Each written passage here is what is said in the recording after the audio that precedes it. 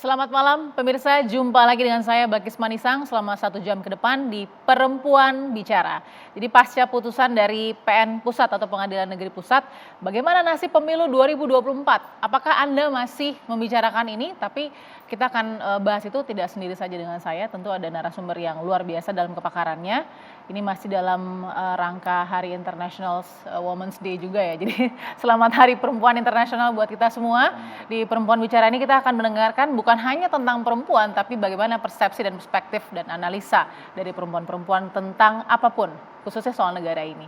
Saya akan perkenalkan dulu, yang pertama ada Mbak Titi Anggraini, anggota Dewan Pembina Perludem dan dosen pemilu dari FHU. Ya, apa kabar Mbak Titi? Baik Mbak, Alhamdulillah. Assalamualaikum warahmatullahi wabarakatuh. Waalaikumsalam warahmatullahi wabarakatuh. Jadi tadi habis mengajar kita undang ke sini ya Mbak Titi. Terima kasih sudah hadir. Lalu kemudian ada Bu Husnul Mariah, Komisioner KPU periode 2001-2007. Bu Husnul, apa kabar? Alhamdulillah, Assalamualaikum Mbak Bilkis. Waalaikumsalam warahmatullahi wabarakatuh. Bu Husnul, terima kasih. Ini Perempuan Bicara tambah keren ya. Alhamdulillah, insya Allah Bu, mudah-mudahan makin bermanfaat ya. Oke, kita langsung di sebelah kiri juga ini ada, saya manggilnya harus Prof gitu ya, karena ini meja Perempuan Bicara. Profesor Siti Zuhro atau Mbak Wiwi yang sering kita kenal, Prof Wiwi sebagai peneliti ahli utama dari BRIN. Apa kabar Prof Wiwi? Alhamdulillah baik. Sehat. Selamat malam. Malam, senang sekali melihat Prof Wiwi kembali di meja Perempuan Bicara. Dan satu lagi ada Mbak Galuh Sinta Leksono, periset dari Lembaga Riset Indonesia Indikator. Mbak Galuh, apa kabar? Kabar baik, Alhamdulillah. Selamat malam, Rahayu. Terima kasih Mbak Galuh sudah hadir di sini. Kita senang sekali ya, kita berwarna-warni hari ini. Tapi satu tujuan mudah-mudahan ya.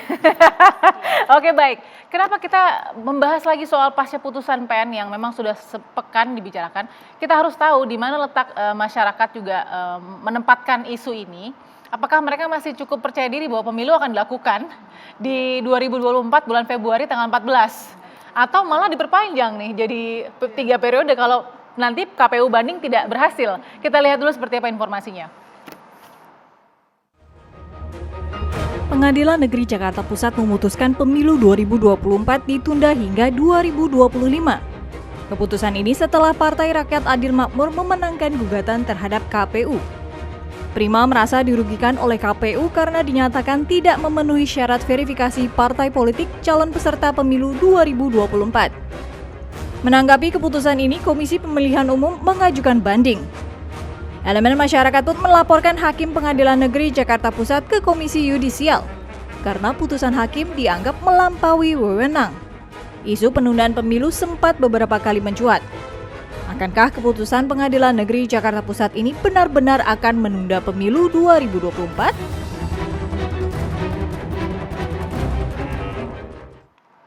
Saya langsung ingin ke Bu Husnul Mariah. Kenapa? Saya ingin tahu apakah keputusan dari Komisi Pemilihan Umum sudah tepat untuk mengajukan banding?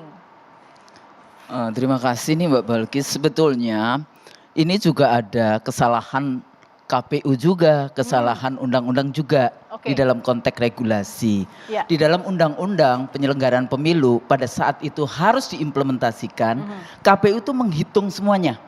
Jadi misalnya tanggal 20 Oktober harus sudah ada presiden baru, maka dia dihitung mundur. Ya, jadi kalau harus ada putaran kedua, putaran pertama yang secara bersamaan.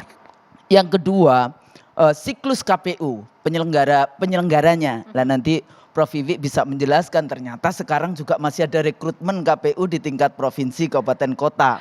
Nah yang berikutnya lagi, kenapa itu? Pada saat saya dulu menjadi anggota KPU, kita itu menghitung semuanya. Kalau misalnya ada protes dari peserta pemilu, maka kita kasih waktu. Kalau sudah lewat waktu, Anda nggak bisa protes. Betul. Karena penyelenggaraan pemilu itu sangat ketat dengan tahapan. Ya, jadi protes-protes itu juga sudah dihitung. Jadi tidak boleh ada protes, ada keputusan pengadilan yang dia intercept, yang merusak seluruh proses dari tahapan pemilu itu. Itu satu. Tapi kalau kita bicara tentang penundaan, sebetulnya ini bukan satu-satunya. Ya enggak? Misalnya anggaran. Anggaran pemilu itu bisa menjadi alat bagi rezim atau yang menginginkan untuk menunda pemilu, kekuatan politik yang menginginkan menunda pemilu, itu bisa dilakukan. Rezim yang berkuasa, karena kan ada keinginan untuk memperpanjang dan sebagainya. Contoh anggaran 2022 itu permintaan anggaran 8, sekian triliun. Ya. Yang cair cuma 3,9 triliun. Jadi sekitar nggak sampai 50%, Ya. 3,6 atau berapa. Tahun ini meminta anggarannya 20 sekian triliun, 23 triliun, tapi yang disetujui cuma 15 triliun. Terus melalui anggaran ini itu juga bisa faktor untuk melakukan penundaan pemilu. Jadi masyarakat ini juga harus memperhatikan, DPR juga harus memperhatikan, dicairkan nggak oleh Kementerian Keuangan. Jangan sampai itu ada berapa ratus triliun yang keleleran kayak gitu ya, atau keleleran atau itu apa dan sebagainya seperti itu. Jadi ini bagi perempuan sebetulnya kalau tidak terjadi suksesi pemerintahan secara berkala dengan cara yang ya kan from bullet to ballot kayak gitu ya. Jadi dengan cara yang non violence, dengan cara yang seperti itu, yang susah ibu-ibu juga. Kenapa? Karena nanti anak-anaknya mahasiswa demonstrasi terus. Kan kalau anak-anaknya mahasiswa nggak boleh demonstrasi, emaknya yang ikut demonstrasi. Sekarang ini jadi ini juga persoalan-persoalan yang kita hadapi hari ini. Jadi bisa teknis pemilu, bisa juga kekuatan politik yang sedang terjadi ya. Jadi mapping politiknya, ada kekuatan yang ingin memang menunda pemilu.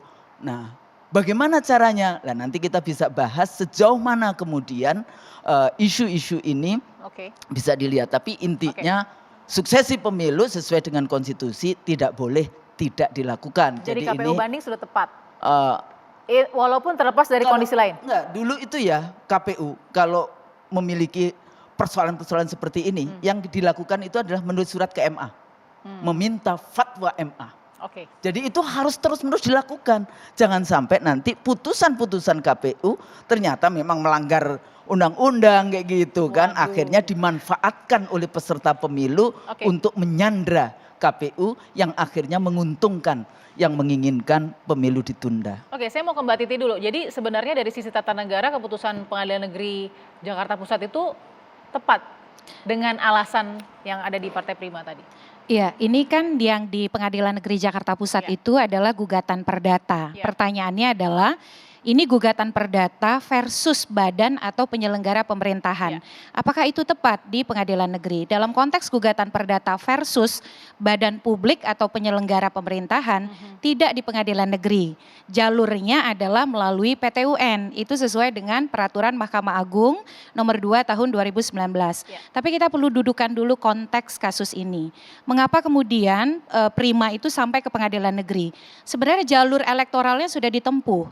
Jadi setelah KPU menerbitkan berita acara pertama, berita acara 232 tahun 2022 yang menyatakan Prima ini tidak lolos verifikasi administrasi di bulan Oktober. Pergilah mereka ke Bawaslu. Oleh Bawaslu dalam proses persidangan banyak sekali keluhannya soal terutama SIPOL, Sistem Teknologi Informasi Pendaftaran Partai Politik. Sipolnya performanya buruk, sering ada bug error, lalu kemudian menginput data gagal, perubahan data naik turun dan seterusnya. Nah, oleh Bawaslu menyatakan secara administratif walaupun tidak terbukti tapi karena banyaknya problem di Sipol dan Sipol itu digunakan sebagai instrumen utama pendaftaran dan verifikasi administrasi, maka oleh Bawaslu diperintahkan KPU ini untuk memberikan kesempatan kembali kepada Partai Prima 1 kali 24 jam. Nah, proses itu ditindaklanjuti dengan KPU menerbitkan surat 1063. Kata KPU tuh begini, kamu tuh boleh memperbaiki yang ini, tidak boleh memperbaiki yang itu. Primanya masih keberatan karena kata Prima putusan Bawaslu tidak seperti itu. Nah, akhirnya berproses dinyatakan tidak memenuhi syarat lagi. Pergi lagi ke Bawaslu, sama Bawaslu kami tidak bisa proses karena ini tindak lanjut dari putusan kami. Jadi istilahnya itu nebis in idem. Karena udah selesai kan yang pertama. Tapi persoalan utamanya itu tidak tuntas. Karena bagi Prima dia merasa KPU itu tidak sungguh-sungguh melaksanakan putusan Bawaslu yang pertama. Sehingga ketika ada verifikasi perbaikan itu tidak sepenuhnya mampu memfasilitasi Prima sesuai dengan apa yang dimaui oleh Bawaslu. Pergi ke PT UN tidak diterima karena NO, objeknya tidak sesuai. Harusnya objeknya adalah berita acara dan keputusan, dia dapat surat penolakan, tidak bisa diproses karena dianggap tadi nebis in idem itu. Nah, dia tunggu lagi nih prosesnya. Ketika kemudian terbit keputusan penetapan partai politik peserta pemilu. Dia coba lagi ke Bawaslu, ditolak lagi sama Bawaslu, yang dipersoalkan sama. Kami ini tidak proper, tidak patut, tidak sungguh-sungguh difasilitasi soal yang pertama tadi. Karena kan kami diberi kesempatan perbaikan, tapi kami itu diganjal di sini, diganjal di sana, yang sebenarnya Bawaslu nggak mau itu. Pergi lagi ke PT UN, tidak diterima. Jadi pokok permasalahan itu ibaratnya begini, orang tuh dia punya penasaran, tapi rasa penasaran atas persoalan tidak utama terjawab. Itu tidak ada forum formal yang sempat menyelesaikannya. Nah, akhirnya pergi ke pengadilan negeri menyatakan kami punya kompetensi absolut, itu tanggal 20 Januari ada putusan sela. Yang memang patut disayangkan adalah tanggal 20 Januari itu Pengadilan Negeri Jakarta Pusat sudah mengatakan kami ini berwenang walaupun kata KPU tidak berwenang. Nah, dalam perjalanan persidangan KPU tidak mengajukan saksi, KPU tidak mengajukan ahli. Padahal kan ketika sudah ada putusan sela, PN mengatakan berwenang dan yang diminta itu tidak main-main loh. Yang diminta itu sama persis dengan yang diputuskan. Dia bilang begini, karena kami ini tidak diperlakukan patut ketika verifikasi perbaikan, akhirnya kami tidak jadi peserta pemilu, kami minta ganti rugi material 500 juta. Itu pun yang kami punya kwitansinya. Sebenarnya nggak ada kwitansinya lebih besar dari itu gitu ya. Nah, imaterialnya apa? Kalau imaterial itu memang biasanya tindakan atau keputusan itu harus dihentikan. Dia minta dihentikan tahapan pemilu saat itu juga ketika diputuskan dan kemudian diulang lagi dari awal. Nah, hitungan 2 tahun 4 bulan 7 hari itu adalah penjumlahan hari yang oleh KPU dibutuhkan untuk menyelenggarakan tahapan dari awal sampai pengucapan sumpah janji presiden terpilih. Ya sudah pasti menggeser begitu. Sudah pasti menggeser.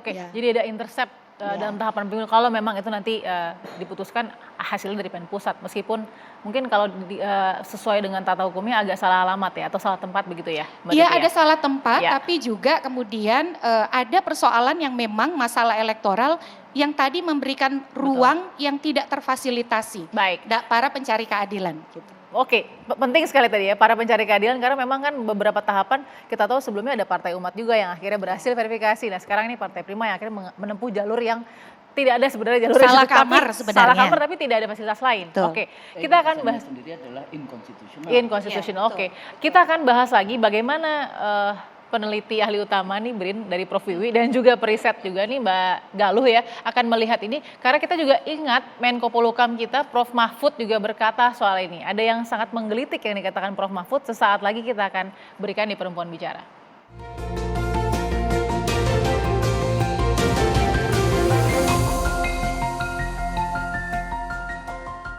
Terima kasih Anda masih bersama Perempuan Bicara, kita masih bahas bagaimana pasca putusan PN Pusat, bagaimana nasib pemilu 2024. Nah, ini Menko Polhukam kita, Prof Mahfud juga sudah bicara soal pemilu dan ia sangat optimis meskipun sekarang masih proses banding tapi pemilu ini akan jalan. Bahkan ada yang menggelitik dari ucapan Prof Mahfud soal pasti ada seseorang di belakang yang membuat ini terjadi. Kita dengarkan dulu lengkapnya. Ini urusan hukum administrasi kok masuk ke hukum perdata. Ada main mungkin di belakangnya, iyalah pasti ada main. Pasti. Oleh sebab itu saya katakan tadi, ini bukan soal independensi hakim. Kalau hakim tuh enggak bisa diganggu-gugat. Saya quote lagi ya, ada main ini pasti, ada main. Nah itu mungkin Mbak Galuh yang juga bisa langsung melihat ketika seorang Prof Mahfud saja ya Menko Polhukam kita bicara seperti itu. Bagaimana publik membicarakan isu ini? Oke, baik. Saya mencoba menjawab ya, Mbak Balkis. Jadi saya berangkat dulu dari timeline-nya gitu ya, bahwa ada kronologis gitu. Jadi sebenarnya isu ini itu sudah, kan putusannya tanggal 2. Ya. Kemudian diputuskan tanggal 2, di tanggal 1 itu sebenarnya dari sisi riset dan temuan kami di sosial media itu sudah muncul. Di TikTok itu adalah tentang cuplikan perpanjangan jabatan. gitu. Kemudian menjadi puncaknya itu di tanggal 3 dan sampai hari ini dari tanggal 1 sampai tanggal 10 Maret 2023 itu jumlah tweetan di sosial media dari Twitter itu sebanyak 67.000 lebih. Wow, oke. Gitu ya. Dan yang kemudian menjadi perhatian atau concern dari netizen gitu ya, dia mempertanyakan, mereka nih kita semua mempertanyakan bagaimana kompetensi dan kredibilitas dari hakim pemutus di pengadilan negeri. Iya. Itu juga pertanyaan tentang kredibilitas juga tentang terhadap partai yang mengajukan itu, yang mengajukan gugatan itu. Dan kemudian di cuitan tersebut gitu ya, sebenarnya karena demikian masif, dia membentuk 3 klaster. Oke. Dari 3 klaster tersebut, ini yang menarik, Prof. Mahfud membuat klaster sendiri. Ya, mungkin kalau ada datanya sudah saya sampaikan, jadi ada klaster media, Oke. kemudian klaster penolak, dan klaster Prof. Mahfud. Yang kita saksikan ya, Yes. ini ya, ada Jadi klaster Prof. Mahfud. Klaster Prof. Ini Mahfud. bukan COVID ya, saya klarifikasi. Jadi jejaring ini gitu ya, Iya. menunjukkan bahwa netizen di periode tanggal 3 tepatnya itu kebingungan mencari informasi. Ya. Dan kemudian akhirnya mencari kebenaran informasinya seperti apa. Kemudian akhirnya merujuklah kepada sosok atau figur yang dianggap kredibel untuk menjelaskan duduk persoalan. Oke. Gitu. Salah satunya Prof. Mahfud yang akhirnya membuat klaster sendiri dan itu masih dirujuk oleh netizen. Dan terkait dengan itu juga ada pernyataan yang demikian keras gitu ya, yang bahwa harus dilawan. Prof. Mahfud menyampaikan bahwa ya penundaan ini tidak benar gitu ya, dan ini harus dilawan dan itu mendapatkan respon dari netizen. Positif, negatif? Kebanyakan masih negatif, tapi negatif gitu ya, negatif itu sebanyak. Misalnya seperti apa tuh Mbak Galuh? Lebih kepada emosi disgust gitu ya, kepada emosinya netizen, disgust, kecewa, kekecewaan dengan pilihan-pilihan diksi seperti misalnya sudah gila, ini cara bodoh, kemudian harus dilawan yang seperti itu gitu ya. Sebaliknya gitu ya, ada yang menarik juga bahwa ternyata ada warna hijau. Kita tampilkan lagi ya, sekali ada lagi warna hijau, ada gitu warna ya, hijau ya. di atas disgust gitu yang ternyata masih ada trust di situ, ada kepercayaan. Trust itu muncul sebagai bentuk dukungan kepada KPU gitu ya, untuk segera untuk sepenuhnya publik mendukung KPU bahwa ya memang harus banding. Gitu. Jadi di persepsi netizen sendiri adalah disgust, emosinya disgust dan trust. Oke. Seperti Tapi itu. ada klaster yang mendukung nggak bahwa pemilu untuk ditunda? Tidak. Sama sekali tidak ditemukan. Tidak ditemukan. Yang kami temukan adalah bahwa klaster-klaster tersebut ini ya, klaster tersebut ini klaster yang organik. Karena klasternya adalah klaster media yang kami juga sudah mengkurasi, kemudian ada klaster penolak gitu, dan kemudian ada klaster Prof. Mahfud. Oke. Gitu. Dan Nah ini dengan apa yang dikatakan Prof. Mahfud tadi nih, Ya. soal ini pasti ada yang main segala macam, ada nggak baru lagi tuh pergerakannya? Karena kan mungkin agak flat gitu ya, Ya, trafficnya. Nah sekarang bagaimana? sampai hari ini masih ditujukan pada KPU harus naik banding. Fokus netizen ada di situ. Oke. Terima kasih Mbak Galuh, Sama-sama. komprehensif tadi penjelasannya, mudah-mudahan ditangkap oleh pemirsa ya. Saya juga mau ke Prof. Wiwi. Prof. Wiwi, jadi susah juga nih kalau begini ya, karena kan posisinya kalau tadi sudah sangat kronologikal sekali juga dari Mbak Titi dan juga Bu Kusul melihat nanti efek dan impactnya seperti apa. Jadi pertanyaannya, who's to be benefit? Siapa yang diuntungkan sih sebenarnya dari isu ini? Paling tidak analisanya, Prof. Wiwi. Siapa yang diuntungkan? Atau siapa yang dirugikan juga? Oh iya, saya tahu yang dirugikan. Yang diuntungkan saya nggak tahu gitu ya. Oke. Yang dirugikan kita semua sebetulnya. Jadi Semua, oke. Indonesia ini merugi. Jadi bagaimana pilihan kita terhadap demokrasi itu kan istilahnya final. Jadi kita sepakat tahun 98 itu menjalankan sistem demokrasi dengan semua konsekuensi logisnya. Oke, jadi yang dirugikan Indonesia? Iya. Karena bagaimanapun juga ini akan menimbulkan ketidakpercayaan Oke. oleh dunia internasional kepada kita, Betul. gitu ya. Ini main-main kita. Lah, menyongsong pemilu 2024 itu menunjukkan bahwa sebetulnya gitu ya, ini pemilu yang kita baru menyongsong aja rumit sekali gitu ya. Bukan hanya menjengkelkan ini, tapi betul-betul melelahkan gitu. Saya tidak mengerti ya sebagai peneliti itu ini apa maunya gitu ya. Sudah ada nawaitu bahwa ini akan pemilu. Tapi pada saat yang bersamaan kita diajari kayak munafik gitu. Mendadak munafik gitu.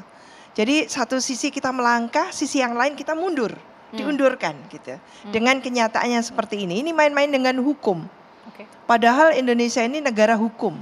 Berkali-kali Mbak Titi pasti teriak. Ini adalah negara hukum.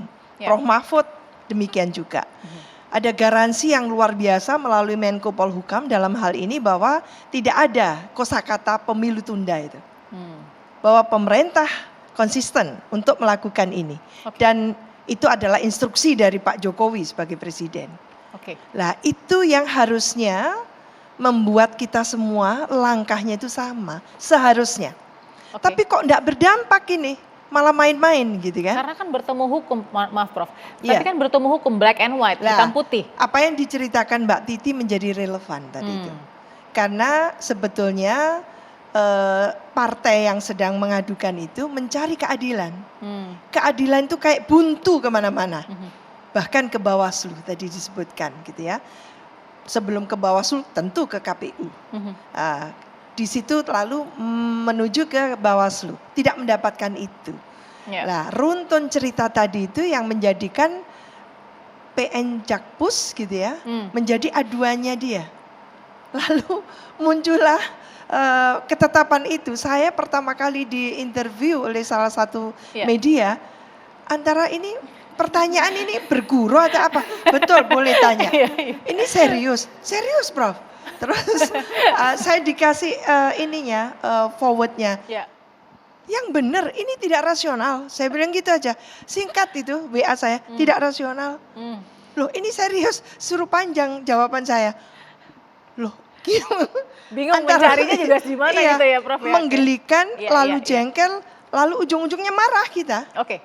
Ini benar-benar kita diaduk-aduk gitu ya, dibawa-bawa ke sesuatu yang tidak pasti. Lah ini yang menurut saya mungkin melalui TV One, suara perempuan ini gitu ya, tolong dengarkan.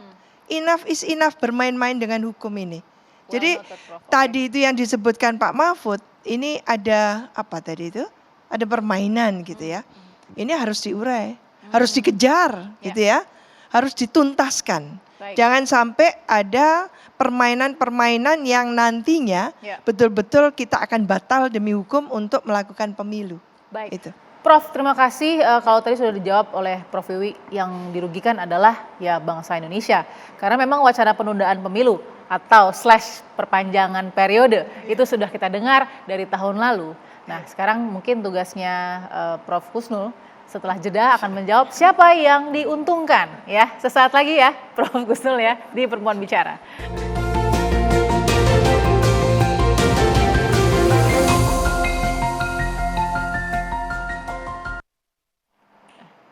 Oke, kembali di Perempuan Bicara, saya langsung mau menuju ke Prof Kusnul ya. Kan sebenarnya wacana penundaan pemilu atau perpanjangan periode sudah ada dari beberapa waktu lalu lah gitu ya. Nah tadi saya sudah tanya ke Prof Wiwi, siapa yang dirugikan ya kita semua. Prof Mahfud bilang ini ada yang bermain, lawan, harus jalan, pemilu tidak boleh tunda. Jadi siapa yang sebenarnya diuntungkan sih Prof? Yang diduga diuntungkan. Diduga ada kuasa di balik itu. Tapi gini Mbak Balkis, perempuan itu ya tadi melanjutkan Bu Profesor Siti Zuhro, itu separuh loh dari pemilih ya. Jadi suara kita itu separuh dari pemilih, very powerful kayak gitu, besar kayak gitu. Malah paling besar. Paling besar ya. Nah kita hidup di era represif rezim gitu, represif rulers kayak gitu ya. Nah kalau kita lihat dari ini, malahan saya juga mendengar, tapi ini masih mendengar, jadi nanti tolong dicek lagi nih wartawan TV One ya, TV One. Saya dengar juga KPU ini punya confident nggak? Karena sudah mulai ada bisik-bisik kayak gitu ya. Apa itu bisik-bisik ya Prof Kusnul? Diminta untuk bikin skenario penundaan KPU daerah. Nah ini hati-hati. Ini sinyal-sinyal KPU pusat ada nggak seperti itu? Benar nggak? Nah ini mesti harus dicek. benar nggak ya kalau saya mendengar kan cuma bikin skenario, bikin skenario itu artinya apakah KPU hari ini punya confidence untuk melanjutkan atau untuk tetap sesuai dengan konstitusi melaksanakan pemilu setiap 5 tahun sekali. Nah akhirnya kan saya selalu mengatakan bahwa KPU, Bawaslu, DKPP, Mahkamah Konstitusi, birokrasi kayak gitu ya, aparatus negara menjadi bagian TSM. Terstruktur, masif dan sistemik gitu ya di dalam proses familiar itu. Ya bahasa TSM ini ya. TSM kayak gitu. Nah kembali lagi karena as a political scientist kita melihat memang ada pengelompokan, ya ada kekuatan-kekuatan politik di dalam negara masyarakat kita. Pertama ada yang ingin kembali ke Undang-Undang Dasar 45. Apakah dia masuk di dalam penundaan? Saya kira enggak. Kemudian ada juga kelompok yang ingin tetap pemilu dilaksanakan, pemilu jujur, tapi ada juga yang ingin pemilunya curang, kayak gitu kan ada. Nah ini tentu saja partai-partai yang mau ikut, tapi kan siapa yang percaya? Trust gitu ya, kita ini kan low trust. Terus kemudian ada memang kelompok yang menginginkan dari sejak awal 3 periode, penundaan pemilu, dan ini rentetan semuanya. Mereka juga menggunakan, menurut saya yang tadi dikatakan diduga ada kuasa di balik itu adalah menggunakan pasal-pasal hukum yang sepertinya itu nanti legal formal walaupun menabrak konstitusi. Ya tentu saja nggak boleh. Ya jadi so what kayak gitu. Gimana yang harus dilakukan? Mau pemilu ditunda? Boleh. Saya bilang boleh. Ya. Tapi hari pertama Anda yang dulu disumpah 5 tahun itu keluar semua. Dari istana, dari Senayan, dari ini. Kita bikin pemerintahan sementara. Mau? Waduh. Ya kan? Ini persoalan gitu. Kalau mau, iya kan, vakum apa namanya. Lebih berbahaya lagi nanti. Lebih, saya cuma menceritakan bahwa kalau mau ditunda yang terjadi adalah political unrest, political chaos yang susah perempuan-perempuan karena anaknya, suaminya dan sebagainya itu akan menjadi ya harus berjuang di jalanan di dalam konteks itu. Nah di sini letaknya di dalam konteks ini kita memang membutuhkan bagaimana, karena kalau dilihat apakah Senayan seneng lah diperpanjang? Ya nggak usah kampanye. Kan nggak usah kampanye ditambah lagi. Jadi persoalan dengan kita ini semuanya adalah ayo bersama-sama ya bicara tentang taat kepada konstitusi. Ya pertanyaan, kalau presiden mengatakan, jadi Prof Mahfud jangan ngomong kepada rakyat. Rapatkan itu di istana, rapatkan itu di Binagraha dengan presiden Anda. Baik, nah, gitu ya. Prof Gustul. Mbak Titi punya pendapat sama atau lain mungkin dengan Prof Gustul tadi? Iya, kalau kita, karena kan saya tuh baca putusan, ini putusannya 100 halaman ya, bukan hanya putusan PN yang saya baca. Putusan Bawaslu, putusan Pengadilan Tata Usaha Negara, itu semua saya pelajari. Ada lompatan permintaan yang sangat fundamental dan drastis. Di PT UN, Prima ini masih minta untuk dijadikan peserta pemilu. Jadi permintaannya itu menurut saya masih dalam kapasitas normal, karena dia minta dirugikan dan ingin jadi peserta pemilu. Jadi KPU itu diminta mencabut, membatalkan dan kemudian menetapkan Prima jadi peserta pemilu.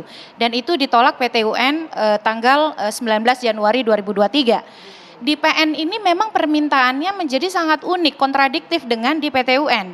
Dia minta selain ganti rugi yang 500 juta, tahapan dihentikan sejak putusan diucapkan dan minta dimulai dari tahap yang paling awal sekali. Walaupun klaimnya dia adalah kenapa dia tidak minta ditetapkan prosesnya diverifikasi ulang, karena dia bilang kelembagaan partai kami ini sudah hancur karena terlalu lama proses mencari keadilan, anggota pengurus mendapatkan ketidakpastian soal masa depan partai. Ya kalau dipikir-pikir ada logikanya juga begitu ya. Tetapi kenapa tidak mintanya seperti di Petun? Minta dirinya saja. Karena gugatan perdata, ya gitu betul, gugatan perdata itu adalah soal kepentingan para subjek yang bersengketa. Subjeknya siapa? Prima dan KPU. Subjek perdata, kepentingan perdatanya apakah jadi peserta pemilu. Nah ketika hakim, apakah hakim tahu konstitusi? Pasti tahu. Di konstitusi itu ada 2 pasal, 22E ayat 1, pemilu, luber, jurdil setiap 5 tahun sekali. Dan yang kedua ada pasal 7. Presiden masa jabatannya 5 tahun, hanya bisa dipilih untuk 1 periode berikutnya saja. Artinya Konvensi Ketatanegaraan kita tidak bisa ditawar-tawar. 20 Oktober 2024 harus ada pasangan calon terpilih yang diambil sumpah janjinya. Baik. Nah, kalau ini dikabulkan artinya apa? Hitungan tahapannya pemungutan suara itu baru bisa dilaksanakan November 2024, melampaui 20 Oktober. Berarti terpilihnya kapan? Tahun depannya.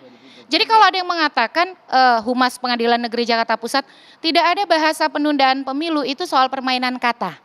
Ya kalau dicari memang tidak ada. Ya. Tapi konsekuensinya, nah di sini saya yakin hakim pasti paham konstitusi. Itu kan mendasar sekali soal konstitusionalisme, pembatasan kekuasaan, pemilu tepat waktu. Apalagi di sini Prima itu mendalilkan Deklarasi Umum Hak Asasi Manusia, mendalilkan Konvensi Hak Sipil Politik. Bukan hanya hak dia yang harus dilindungi. Oke. Di 2 instrumen internasional itu ada hak warga negara untuk mendapatkan pemilu yang periodik and genuine. Oke. Jadi itu yang kemudian menjadi problem dan saya sulit untuk tidak mengamini dugaan, harus dugaan ya Bu ya. Dugaan yang bahwa- disampaikan oleh Prof Mahfud, kalau kita kan harus pakai dugaan ya. Ya. Nah bahwa memang ada skenario Ya. yang membonceng proses ini Baik. untuk kepentingan tadi penundaan pemilu. Oke, di lini masa Mbak Galuh, impact terjauhnya atau movement terjauh yang dilihat seperti apa? Bila memang pemilu ditunda. Isunya akan menjadi keruh gitu ya, akan kemana-mana karena di periode ini saja ini sudah menjadi ajang gitu ya untuk menyerang pihak-pihak tertentu gitu. Oke. Jadi itu temuan kami. Ya. Dan mungkin yang bisa saya tambahkan tadi Bu dari Kusnul ya? Prof Kusnul gitu ya, karena ini perempuan gitu ya, ada perempuan yang juga terdampak gitu Oke. ya. Temuan kami gitu ya, saya masih bersemangat nih karena forumnya juga perempuan bicara gitu. Temuan kami di media sosial gitu ya, dari 67 cuitan itu, 67.000 lebih cuitan itu, sayangnya perempuan hanya bersuara 13,17%. Sisanya wow. didominasi oleh laki-laki dan iya isunya masih sangat maskulin gitu ya, tapi yang kita butuhkan adalah apalagi perempuan dan anak muda gitu yang terekspos dengan teknologi, bersuaralah gitu. Itu sih di Atau lini nanti masa. Mbak Galuh yang buat klaster perempuan di situ mungkin? Itu ada 3 klaster kita Itu lihat. 3 aja udah ngeri kayaknya udah Iya, siap. sudah oke. Tapi paling tidak masih rendah. Iya. Ada respon dari perempuan tapi masih rendah. Sangat rendah, masih rendah gitu terkait isu penundaan Tapi sejauh pemilu. ini movementnya apa kalau sampai pemilu ditunda?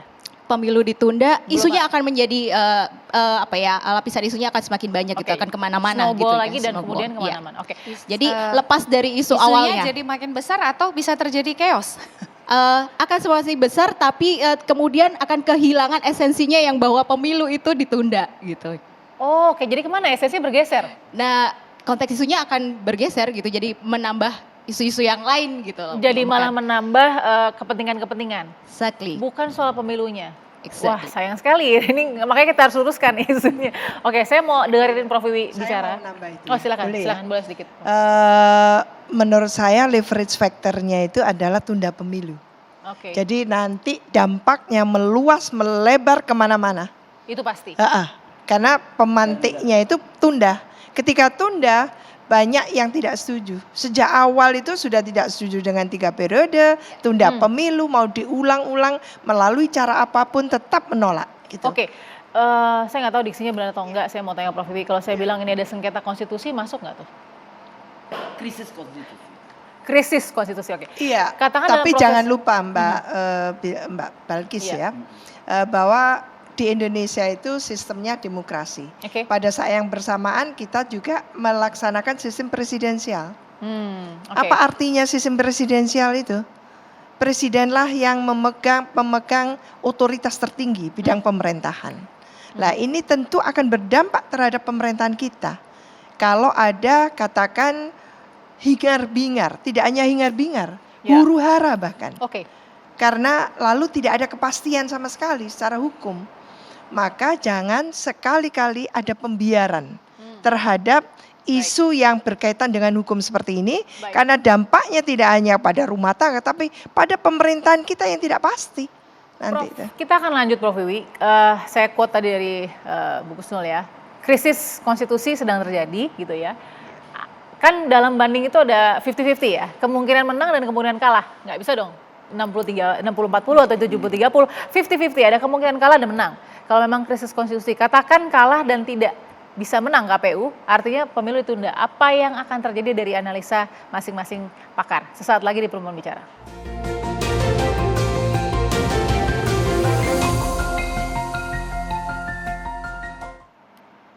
Baik, tidak terasa sampai di segmen terakhir Perempuan Bicara, kita mau dengar paling tidak analisa masing-masing ya. Kita punya 4 menit kurang lebih. Saya mau kasih ke Mbak Galuh dulu. Jadi nanti ujungnya akan bermuara seperti apa traffic di lini masa ini? Kalau di lini masa dia sekarang melandai gitu ya, tapi esensinya adalah kontennya bahwa tidak ada alasan untuk menunda pemilu. Oke. Dan dukungan itu diberikan oleh publik gitu ya kepada KPU segerakan untuk proses banding itu gitu, Ini seperti itu. klarifikasinya benar, saya klarifikasi ya. 67.000 cuitan ini organik ya? Kebanyakan organik. Tidak ada Jadi mesin-mesin.